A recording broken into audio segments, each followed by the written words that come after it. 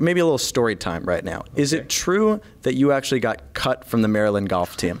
I just got interviewed and they asked the same thing.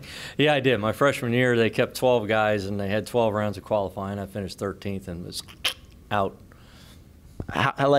Did you just have a bad day? How did that happen? I actually had one really bad hole. The second hole, it's actually on the University of Maryland golf course, which is where I grew up.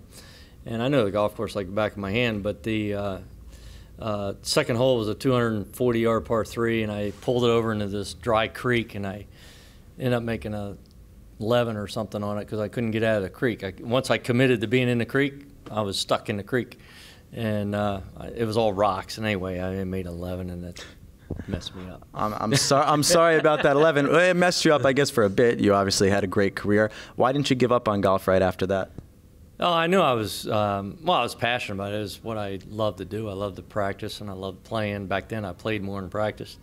And I just knew that's what I wanted to at least try. And I didn't know I wasn't good enough to even think of the pros at that point.